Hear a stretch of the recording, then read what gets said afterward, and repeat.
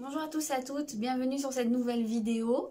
Ce sera le jour 13 qui s'appelle « J'accepte ma toxicité ». Alors du coup j'ai mis du temps pour me lancer à faire cette vidéo parce que déjà la fois d'avant on parlait de la part d'ombre, c'est déjà assez costaud et personnellement ça m'a un petit peu remué, comme j'ai pu en parler un petit peu sur le groupe de partage, et j'ai voulu laisser passer un petit peu de temps. Et puis quand j'ai commencé à me mettre un petit peu sur ce chapitre sur la toxicité, j'ai commencé à écrire des petits trucs, et puis bon, j'ai eu du mal en fait, j'ai eu un peu de mal, et dans les nuits suivantes j'ai fait des rêves vraiment pas géniaux quoi, vraiment où je me voyais tuer des gens, enfin c'était des trucs assez violents. Et quand j'ai fait des recherches sur un petit peu la signification ou la symbolique de ces rêves, ça me parlait justement de choses qui pouvaient être toxiques et que j'étais peut-être en train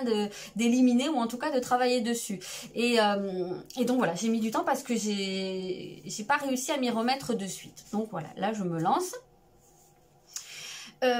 Bon, alors la toxicité c'est un vaste sujet. Le terme de toxique c'est vraiment quelque chose qu'on entend énormément, c'est même très galvaudé à l'heure actuelle, et au final je pense que on en arrive à lui donner une signification qui n'est pas forcément la véritable signification. C'est-à-dire que c'est un peu comme beaucoup de notions dans la spiritualité ou dans le développement personnel à l'heure actuelle, où c'est fourre-tout. Voilà, on met tout dedans, ou même dans une certaine forme de psychologie, je l'ai déjà dit souvent, mais dans les pervers narcissiques, on va tout mettre maintenant.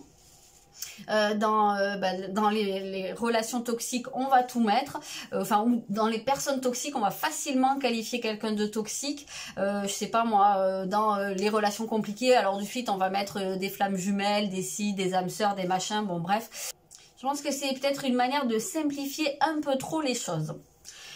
Donc pour commencer, en fait, comme bien souvent sur ces vidéos-là, j'ai voulu chercher la définition exacte du terme toxique, toxicité. Qu'est-ce que c'est la toxicité? Finalement, c'est le point de départ quand même. Donc, c'est la capacité à provoquer un effet nocif sur une personne, sur un corps, sur un organisme. Donc, c'est quelque chose qui fait du mal. C'est comme une forme de poison, on va dire. Donc, il y a des matières qui sont toxiques. Par exemple, l'aluminium, ça peut être toxique. Pourtant, l'aluminium, ça n'est pas qu'une matière toxique, c'est une matière qui a aussi son utilité, qui sert à faire des tas de choses. Quand vous êtes dans votre cuisine et que vous emballez quelque chose, souvent vous utilisez de l'aluminium. On a des matières radioactives qui sont très très nocives pour le corps. Pourtant, si on s'en sert, c'est qu'on en a quand même besoin pour certaines choses. Donc, ce que je voulais vous dire par rapport à cette ambivalence, c'est que en réalité, toxique, ça ne signifie pas mauvais ou méchant ou vraiment quelque chose de pervers. C'est pas forcément ça. Quelqu'un qui a un côté toxique, c'est pas forcément quelqu'un de mauvais. C'est quelqu'un qui peut être aussi, qui peut avoir de très très bons côtés, mais pour nous précisément, ou dans une certaine situation, dans une certaine forme de relation, il y aura des comportements toxiques. Et je pense que c'est plutôt là-dessus qu'on devrait mettre l'accent. C'est sur comportement toxique, habitude toxique ou nocive, on le dit, ou bien relation toxique. Mais est-ce qu'on peut qualifier vraiment une personne de toxique? J'en sais rien. Vraiment, là, j'ai un gros doute là-dessus. Parce qu'en réalité, si je vous pose la question à tous là qui regardez la vidéo, ou à toutes les personnes que je connais, est-ce que vous avez déjà connu une personne toxique ou vécu une relation toxique? Je pense que pour la plupart, vous allez me répondre oui, et moi aussi, pas qu'une d'ailleurs. Donc, en gros, il y aurait des toxiques partout. Pourtant, si je vous pose la question, est-ce que vous vous considérez comme toxique? Je pense pas qu'il y en ait beaucoup parmi vous qui vont dire « Ah oui, moi je suis toxique. » Ouais, c'est vrai. Moi non plus, d'ailleurs, je vais pas le dire parce que je pense pas. Pourtant, je pense qu'il peut m'arriver d'être toxique. Et je pense que c'est cette nuance-là qu'il faut réussir à faire. Et c'est pas pour rien, en fait, que cette notion se présente là. On arrive à la fin du chemin. Ça fait partie aussi, tout comme la part d'ombre, de l'amour de soi, de l'estime de soi, de pouvoir reconnaître que par moment, en fait, on peut mal se comporter, on peut se comporter d'une manière qui n'est pas correcte, d'une manière qui va potentiellement faire du mal à une autre personne, même si c'est pas volontaire. Donc déjà, Ça, c'est une première chose. Et la deuxième chose, c'est que ça peut nous aider à comprendre pourquoi certaines personnes ont pu se comporter comme ça avec nous ou nous faire du mal et sans garder de la colère. Voilà, je pense que c'est vraiment dans le sens du pardon, de pardonner ou en tout cas de comprendre et se pardonner à soi et pardonner à d'autres personnes, c'est une manière de faire la paix tout simplement et de pouvoir avancer plus sereinement. Je sais pas si on peut vraiment être dans une démarche d'amour de soi, de sérénité en fait, si on garde encore cette forme de colère ou en tout cas si on n'est pas sur un cheminement de pardon. Donc comme je vous le disais, je pense que la toxicité, à mon avis, c'est pas un trait de caractère. C'est pas quelque chose qui peut nous définir, hein, comme on voyait au deuxième jour ou à la deuxième étape où on parlait de l'unité, des qualificatifs qu'on peut avoir et auxquels on va s'identifier. Je pense pas que, comme je vous l'ai dit tout à l'heure, une personne soit totalement toxique. Je pense que c'est vraiment une part de nous et qu'on en a tous en fait. On a tous une part de nous qui peut être toxique, qui peut se révéler, alors à plus ou moins grande échelle, et que parfois, eh bien, on va utiliser cette partie de nous. Cette partie de nous va peut-être prendre le dessus dans certaines situations, dans certains cas, vis-à-vis de certaines personnes, et peut-être de ce fait que les personnes qu'on qualifie de toxiques, parce qu'elles vont avoir tendance à l'être beaucoup, ou assez souvent dans leur vie avec beaucoup de personnes, peut-être que c'est parce que cette partie-là d'elle a pris le dessus, mais vraiment voilà, a pris une forme d'ampleur et que qu'ils ont du mal à s'en sortir, mais je pense pas que ce soit tout ce qui qualifie cette personne en tout cas, ou les gens qui sont comme ça. Donc comme je vous le disais tout à l'heure, hein, c'est vraiment dans un contexte de relation, je pense qu'on peut qualifier ça. Alors est-ce qu'on peut être toxique vis-à-vis de soi-même? Je vous pose la question, hein, si vous avez un avis sur la question, n'hésitez pas à me répondre. On peut être toxique, je pense, à partir du moment où on a des comportements d'autodestruction, c'est une forme de toxicité, mais ça reste toujours, je pense, dans un contexte, c'est la relation, dans un contexte de relation, c'est la relation qu'on a avec soi-même qui est mauvaise, c'est parce qu'on a une mauvaise image de soi, une mauvaise estime de soi, et c'est la relation qu'on a avec les autres. Donc est-ce que c'est en fait une relation toxique? En réalité, c'est une relation qui est déséquilibrée, tout simplement.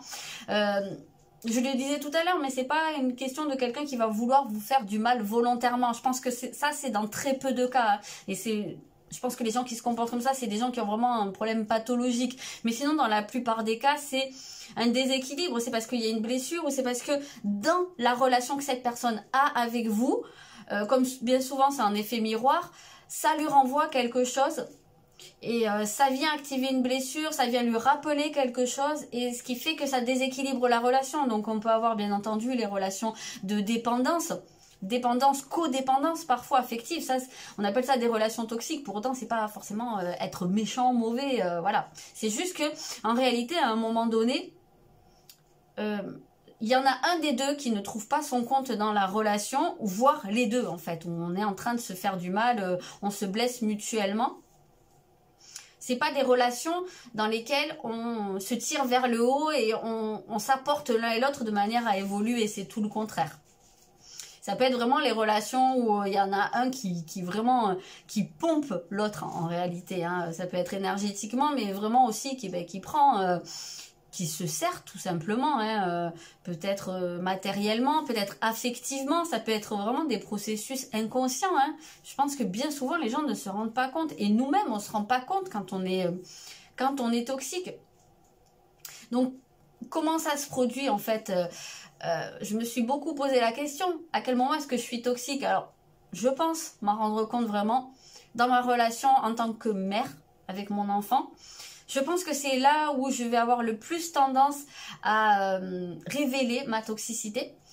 Par la manipulation parfois, je pense que souvent en tant que parent, on va utiliser la manipulation. Par un exemple tout bête, hein, on va changer un peu les règles, hein, selon comment ça nous arrange. Et puis si on a face à nous un enfant qui va un peu argumenter ou qui va dire pourquoi, c'est comme ça et c'est pas autrement. Bon, ça peut marcher quand l'enfant est tout petit, mais c'est vrai que quand l'enfant grandit, idéalement, ça pourrait être plus intéressant de développer une relation où on explique les choses, où voilà, on va vers plus d'équilibre. Et c'est vrai que je sais pas si c'est votre cas, mais moi je vais avoir tendance par moment à faire ça parce que je veux que les choses se passent comme j'ai décidé et j'ai pas forcément envie d'argumenter. Puis des fois j'ai pas de raison d'argumenter aussi. Donc ça c'est une forme de toxicité. Aussi quand on va utiliser la culpabilisation. Voilà, ou quand on va peut-être s'acharner aussi sur quelqu'un ou vraiment rentrer dans une colère et puis bon bah on a dit ce qu'on avait à dire mais on va continuer, on va en rajouter, on va en rajouter, on va revenir et on va revenir dessus et puis on va avoir envie de taper là où ça fait mal. Ça c'est toxique aussi. Puisque normalement la colère elle peut être saine à partir du moment où elle sert à exprimer ce qu'on a à dire, ce qui nous a blessés et qu'on l'utilise comme un moteur pour arriver à un moment où on va sortir de la crise, trouver des solutions. Et si on l'utilise juste pour enfoncer l'autre, pour se venger, pour faire du mal, là, ça devient malsain et donc là, c'est toxique. Donc, vous voyez qu'en fait, on peut tous, à certains moments, et je pense qu'on l'est tous vraiment à certains moments, je cherche d'autres exemples de comportements qui peuvent être toxiques. Tous les moments où on va mentir ou transformer un peu la réalité, omettre des choses. Toutes les fois aussi où on va être de mauvaise foi, où on va pas assumer nos responsabilités face à une situation. Peut-être qu'on va faire porter le chapeau à un autre, qu'on va retourner les choses de manière à ce que ce soit l'autre qui se sente responsable. Tout ça, c'est de la toxicité. Donc voilà, après, je n'ai pas tous les exemples en tête et puis je ne peux pas tous les avoir, mais vraiment, c'est pour vous montrer que je pense qu'on peut tous faire notre examen de conscience, entre guillemets, et se poser la question, à quel moment est-ce que moi, je suis toxique? Donc, c'est vraiment quelque chose que je vous invite à faire, là, si vous voulez peut-être vous poser un peu cette question. Alors, est-ce que c'est une fatalité? Non, bien entendu. Je pense qu'à partir du moment où on réalise, en fait, qu'on a un type de comportement et puis qu'on ne se sent pas à l'aise avec ce comportement, voilà, on aimerait mieux ne pas l'avoir. Déjà, quand on s'en rend compte, quand on s'en rend compte, c'est pas facile à dire. C'est un premier pas et puis après, c'est ce qui peut nous aider à progressivement s'entraîner à ne plus avoir ce comportement. Il n'y a que comme ça que ça fonctionne. Donc, on peut aussi se poser la question de pourquoi, en fait, est-ce qu'on attire des relations toxiques? Parce que, bien entendu, il y a la toxicité, je veux dire, ponctuelle, qui se produit de temps en temps et qui n'a pas un si gros impact que ça dans notre vie. Et puis, il y a des personnes qui vont avoir tendance à se retrouver systématiquement en fait dans des relations dans lesquelles ces personnes se sentent mal en fait, dans lesquelles il y a une question de domination, de dominant-dominé ou de volonté mutuelle de dominer l'autre, ou voilà, d'être trop en dépendance l'un de l'autre, ou de trouver d'être soi-même dépendant et de trouver que des personnes qui fuient. Vous voyez en fait, tout, à chaque fois en fait où ça colle pas, ou de vous retrouver, je sais pas moi, systématiquement avec des amis ou des voisins qui vont vous envahir ou peut-être que vous-même vous allez envahir un petit peu sans vous en rendre compte. Ça peut être beaucoup de choses. Donc pourquoi est-ce qu'on va avoir tendance à répéter ça? Tout simplement, je pense que c'est parce que ça veut nous montrer en fait cette part de toxicité qui est en nous et qu'on ne voit pas. C'est comme la part d'ombre en fait, c'est ce que j'expliquais la dernière fois, c'est toujours sur un effet de miroir, quand il y a quelque chose qui se répète vraiment systématiquement dans notre vie, c'est pas pour rien. En général, il n'y a pas, je sais pas, un esprit quelque part qui a dit attention, c'est toi, ça va être pour toi, tu vas prendre cher et ce sera à chaque fois. Non, c'est pas comme ça que ça marche. Donc il n'y a pas de malchance, il n'y a pas la poisse, il n'y a pas de mauvais œil. Enfin, en tout cas, moi je vois pas les choses comme ça. Je pense être une personne quand même assez pragmatique, assez réaliste et je pense que vraiment on peut expliquer beaucoup de choses par ce qu'on a à l'intérieur de nous avant d'aller chercher quelqu'un qui a piqué une poupée vaudou à votre effigie. Je pense que bon, là c'est un petit peu poussé. Donc souvent, si vous avez tendance à être dans des relations toxiques, comme personnellement, moi c'est ce qui m'est souvent arrivé, très très souvent en fait, surtout ces 10 dernières années, je pense que j'ai beaucoup enchaîné systématiquement des personnes, pas que des mauvaises personnes, vraiment, j'ai pas eu que des hommes sournois, mauvais ou complètement tarés, j'en ai eu. Oui, j'en ai eu, mais j'ai pas eu que ça, j'ai eu des personnes qui étaient très très bien, mais avec qui ça marchait pas, avec qui c'était pas équilibré. Donc oui, ça c'est une relation toxique, parce qu'à partir du moment où on se retrouve, où il y en a un qui donne, qui s'investit à fond, voire qui est en dépendance, moi, Et l'autre, en fait, qui n'arrive pas à s'investir dans la relation, ça devient toxique. Voilà, c'est tout. Et donc ça veut montrer quelque chose. Ça voulait me montrer quelque chose. Je pense avoir plus ou moins compris maintenant ce que ça voulait me montrer. En tout cas, ça voulait me montrer des choses que je n'avais pas résolues dans ma vie. Donc, ça peut être quelque chose aussi que vous pouvez...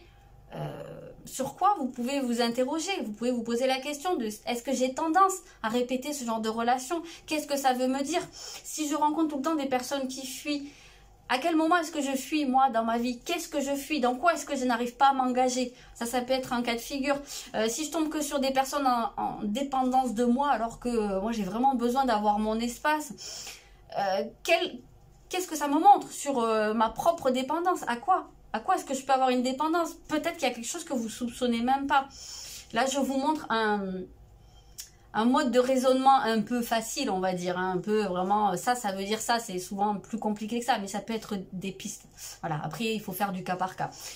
J'espère que c'est assez clair ce que je vous ai dit, parce que vraiment, j'ai eu beaucoup de mal à faire cette vidéo. J'ai d'ailleurs très peu écrit parce que j'y arrivais pas et je me suis dit, bah voilà, je vais prendre 2-3 notes et puis je vais voir, ça viendra comme ça. Donc, je fais pas trop long. Je pense que c'est pas nécessaire. Je pense que vraiment...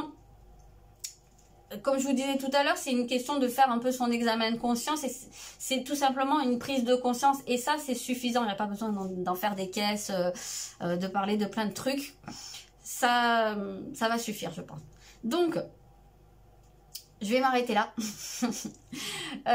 n'hésitez pas à me dire ce que vous en pensez, à quel moment vous pensez être toxique.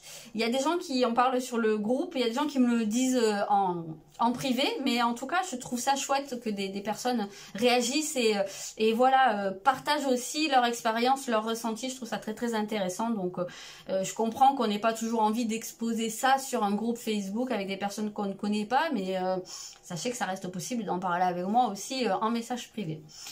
Je vous souhaite un très bon week-end et je vous dis à bientôt.